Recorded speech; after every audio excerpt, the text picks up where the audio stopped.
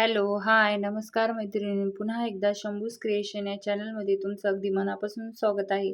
तर आज क्लासचा आपला 10वा दिवस आहे. तर फोटो ब्लाऊजची आपण आजपर्यंत जी आहे डिटेलमध्ये ड्राफ्टिंग आणि कटिंग कशा पद्धतीने करायची, त्यानंतरची स्टिचिंग कशी करायची, तर हे सर्व तुम्हाला स्टेप बाय स्टेप सावकाश पद्धतीने आजपर्यंत दाखवलं आहे.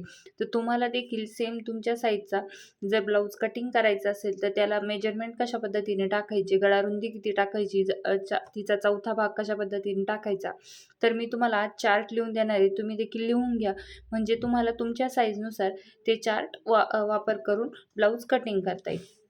तर इथं बघा, आता आपण आपण म्हणजे जे चार्ट आहे तुम्हाला देखील सेम एका वहीमध्ये असे चार्ट लिहून घ्यायचे, म्हणजे तुम्हाला ब्लाऊज कटिंगला सोपं पडेल. तर इथं बघा, इथं मी लिहून घेते छाती, त्यानंतर इथं बाहीची घडी म्हणजे चौथा भाग, बाहीची अगोदर आपण बाहीची घडी असते ती लिहून घेऊ. बाहीची घडी चौथा भाग. तर बघा, इकडे मी तुम्हाला असे ड्रायग्राम काढून दाखवते कशा पद्धतीने. अगोदर आपण जे मेजरमेंट आहे ते बाहीच्या घडीनुसार ते लिहून घेऊ. तर हे बघा, 28 साईजला आपले 28 साईज असेल तर 28चा चौथा भाग घ्यायचा आहे. तर 28चा चौथा भाग म्हणजे याला 28ला भागिले 4 करायचं आहे. इथं भागिले 4 करायचं, तर किती येईल? 7 इंच. किती?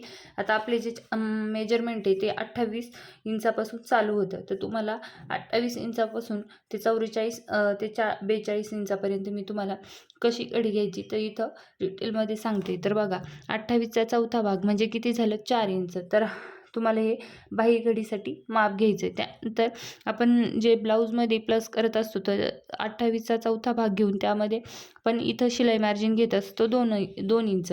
पण आपल्याला अगोदर काय करायचं आहे, बाहीच्या घडीसाठी आता समज ही बाहीची घडी, ही बंद बाजू आहे तुमची, ही बघा, ही बंद बाजू आहे.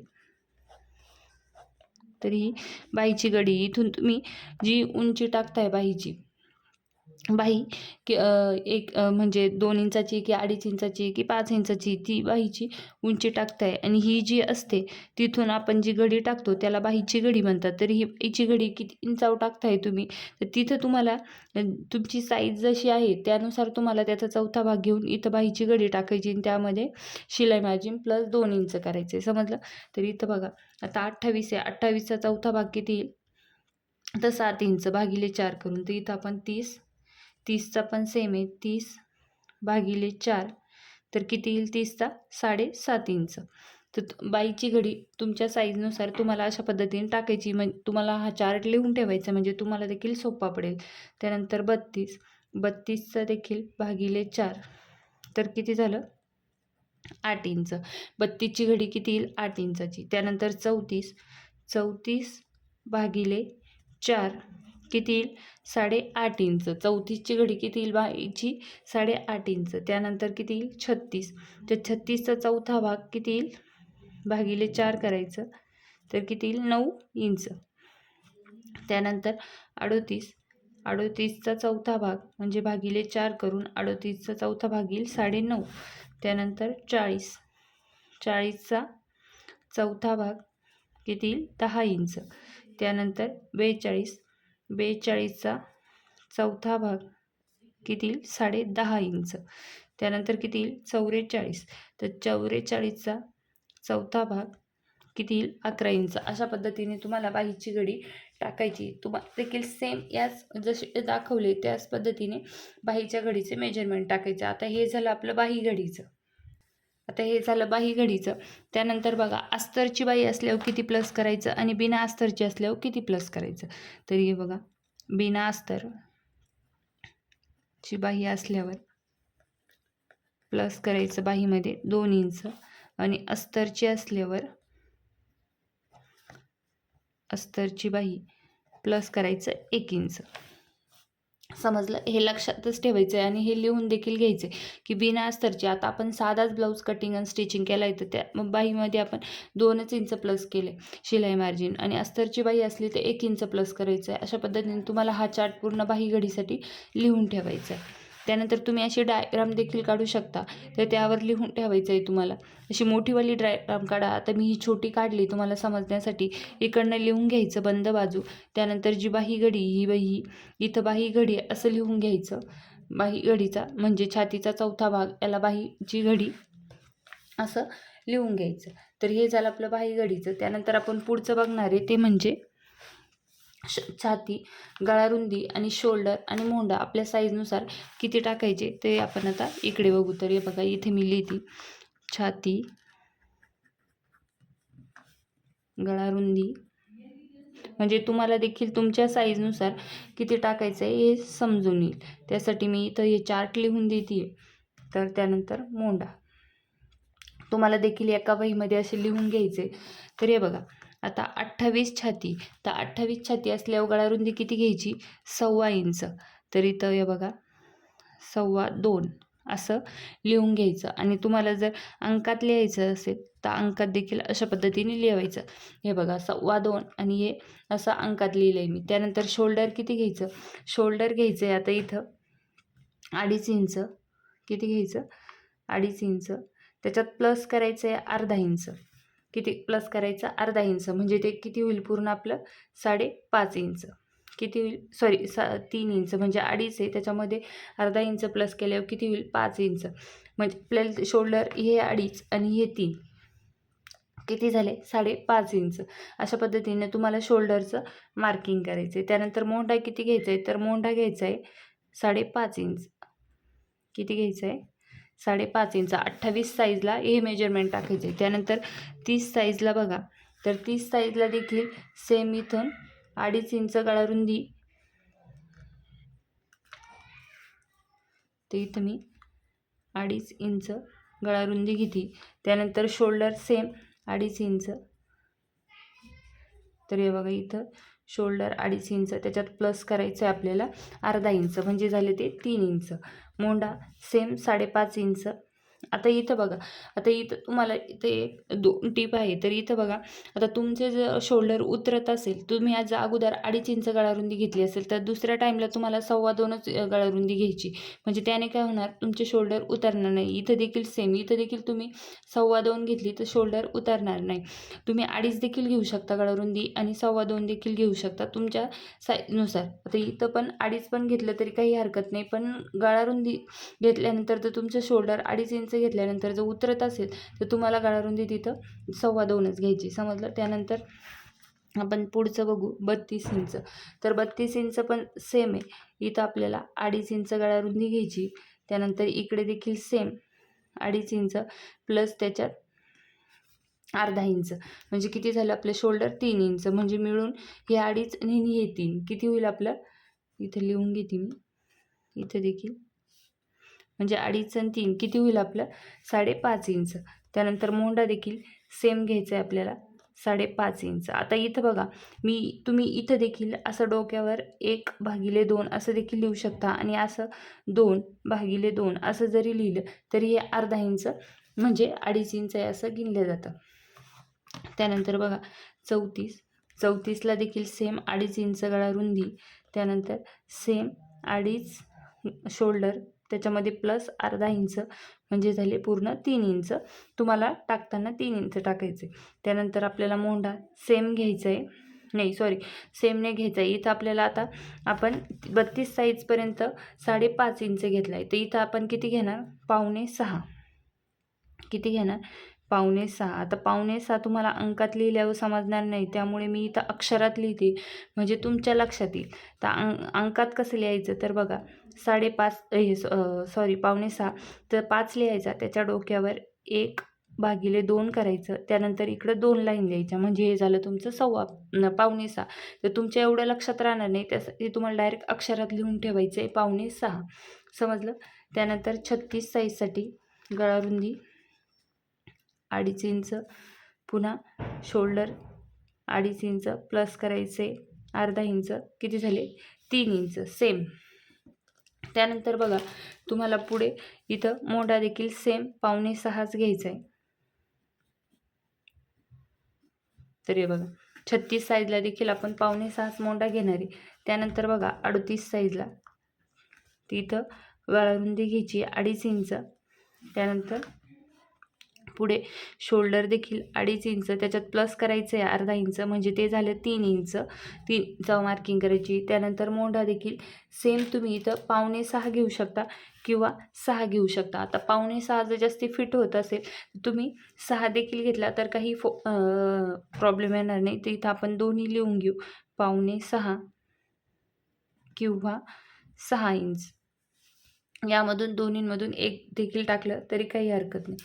त्यानंतर पुढे आपल्याला 40 साईजसाठी गळारुंदी घ्यायची 2.5 इंच.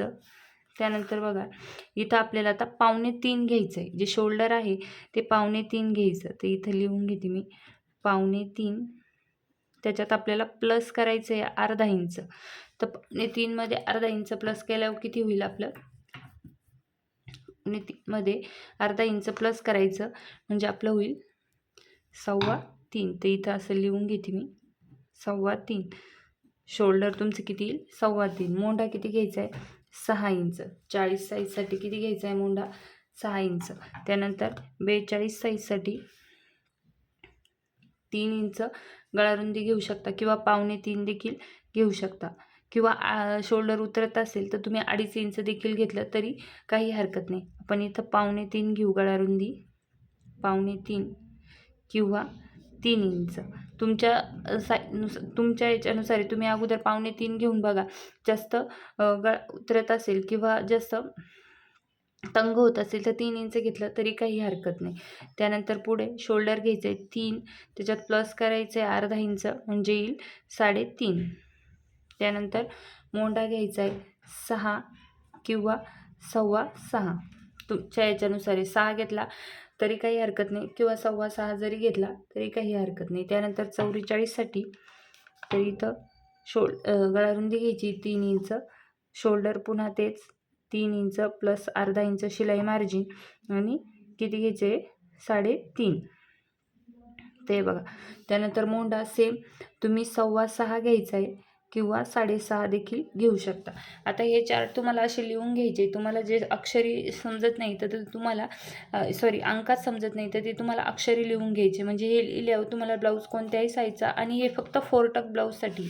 तिथं आपण असं वरती लिहून घेऊ 4 टक्स ब्लाऊज, म्हणजे फक्त 4 टक्स ब्लाऊजसाठी हे चार्ट आहे. तर हे 4 टक्स ब्लाऊजसाठीच तुम्हाला वापरायचे. तर बघा हे आपले झाले. आता इथे मी तुम्हाला छाती, त्यानंतर गळारुंदी, शोल्डर आणि मोंढा कशा पद्धतीने टाकायचे, त्यानंतर छातीच्या साईजनुसार बाहीची घडी, चौथा भाग, बिना अस्तरच्या बाईला किती प्लस करायचं, अस्तरच्या बाईला किती प्लस करायचं, तर हे तुम्हाला इथं सांगितलं आहे. त्यानंतर आता आपण पुढे बघू ते म्हणजे आपल्याला टक्सचं अंतर घ्यायचं आहे. आता छातीच्या साईजनुसार टक्स किती घ्यायचा तुमच्या साईजनुसार, तर इथं ते बघू आपण.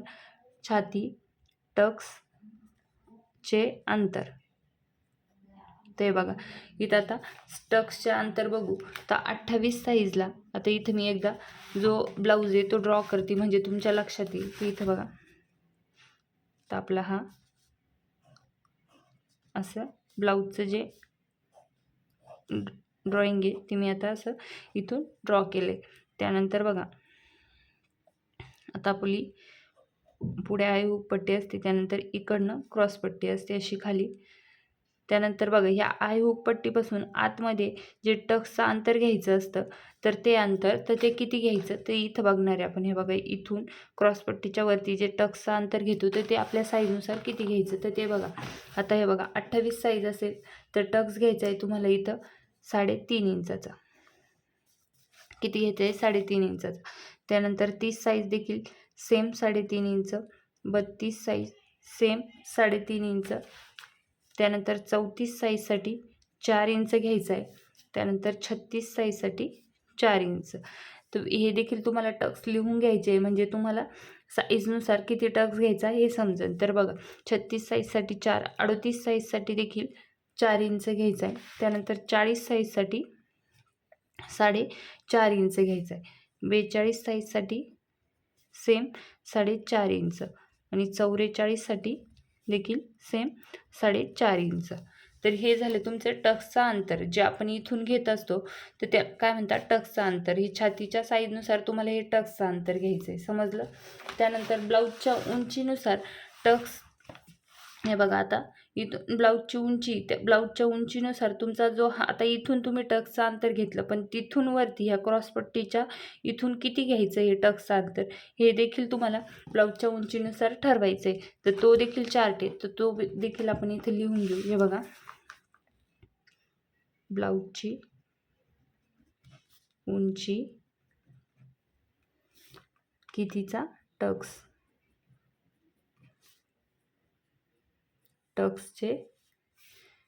उंची. हे बघा, इथं असं लिहून घ्यायचं टक्सची उंची. आता म्हणजे आपण इथून तर एवढा टक्स घेणार, पण त्याच्यावरती किती टक्स घ्यायचं आपल्या साईजनुसार किंवा ब्लाऊजच्या उंचीनुसार, तर ते इथं आपण ते देखील लिहून घेऊ.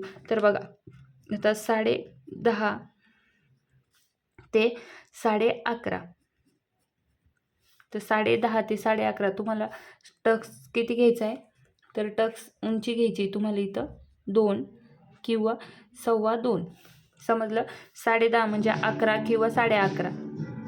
तर इथं बघा, 10.5 किंवा 11 किंवा 11.5, तर त्यासाठी टक्सची उंची किती घ्यायची, 2 किंवा 2.25. त्यानंतर 12 ते 13 इंच, तर तिथं किती घ्यायची, 2.5 इंच.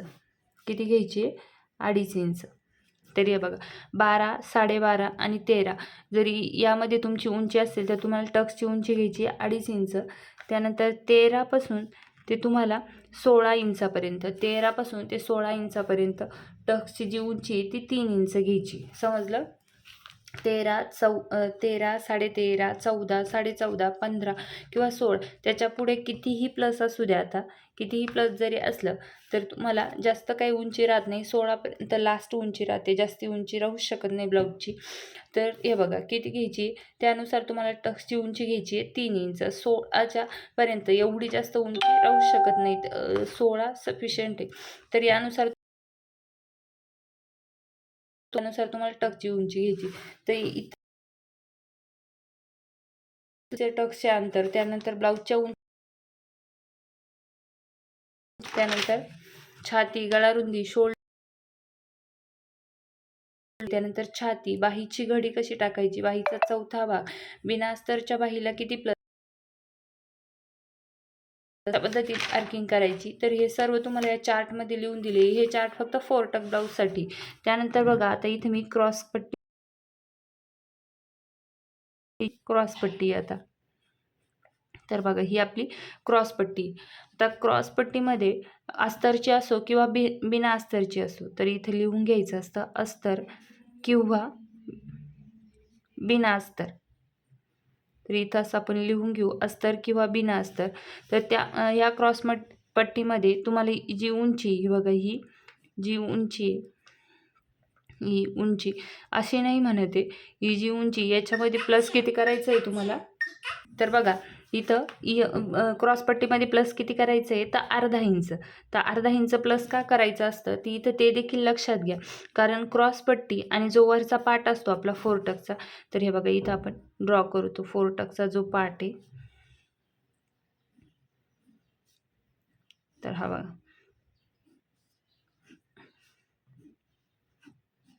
तर हा वरचा पार्ट झाला. आता हे वरती टक्सवाला आहे, हे बघा, आता हे टक्स आहे आपले, हा टक्स आहे.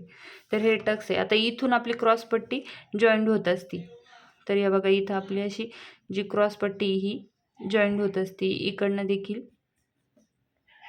तर हे बघा, क्रॉसपट्टी या दोन्ही पार्टला जॉईंट होत असते. आणि बॅक पार्ट तसा कसा असतो, बॅक पार्ट आपला स्ट्रेट असतो, त्याला कुठेही जॉईंट वगैरे नसतो. तर बॅक पार्ट आपला अशा पद्धतीने असतो, कुठेही जॉईंट वगैरे नसतो. पण फ्रंटला आपले क्रॉसपट्टी वेगळी असते आणि फ्रंट पार्ट जो वरचा पार्ट आहे तो वेगळा असतो. त्यामुळे हे दोन्ही जॉईंट होताना तर इथं आपलं अंतर आहे ते कमी होऊन जातं, फ्रंट पार्टची उंची ती कमी होऊन जाते. त्यासाठी तुम्हाला क्रॉसपट्टीमध्ये अर्धा इंच प्लस करायचं आहे. समजलं? तर क्रॉसपट्टीमध्ये अर्धा इंच प्लस करायचं. तर त्यासाठीच तुम्हाला इथं ड्रॉइंग देखील करून दाखवली का प्लस का करतो, कारण इथं आपण हे दोन्ही पार्ट एकमेकाला जॉईन करतो, इथं शिलाई मार्जिन लागते. त्यासाठी आपण क्रॉसपट्टीमध्ये अस्तरची असो किंवा बिना अस्तरची असो, तर त्यामध्ये अर्धा इंच प्लस करायचे. समजलं? तर अशा पद्धतीने 4 टक ब्लाऊजची तुम्ही कोणत्याही साईजची हे टक्स वापरून हे चार्ट वापरून तुम्ही कटिंग करायची आहे. तर आपण 4 टक ब्लाऊज तुम्हाला इथे डिटेलमध्ये आजपर्यंत शिकवलं आहे. तर सर्वात अगोदर तुम्हाला टेपबद्दल माहिती दिली, त्यानंतर ब्लाऊजवरून मापे कशी घ्यायची, त्यानंतर मशीनचा देखील डेमो दिला, मशीन कशा पद्धतीने चालवायची. त्यानंतर बघा तुम्हाला ड्राफ्टिंग करून दाखवली, ब्लाऊजचे पॅटर्न कट केले, ब्लाऊजच्या पॅटर्नवरून साधा ब्लाऊज आपण कट केला, त्यानंतर तो स्टिच देखील केला. स्टिच केल्यानंतर फिटिंगची शिलाई कशी द्यायची, पायपिंग कशा पद्धतीने करायची, स्लीव जॉईंट कशी करायची, त्यानंतर काच कसे करायचे, बटन कसे करायचे, ते हे सर्व तुम्हाला जो ब्लाऊज आपण स्टिच केला आहे त्या आजपर्यंत तुम्हाला सर्व डिटेलमध्ये आणि सावकाश पद्धतीने सांगितलं आहे.